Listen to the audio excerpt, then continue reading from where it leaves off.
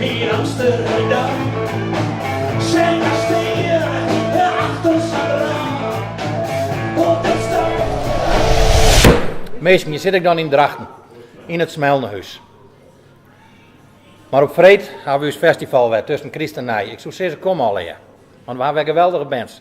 Fisk en de stereomachine. Trio Pinotti, Tement en DJ Nick en natuurlijk de zaaldroekers. Zo'n uur begint het.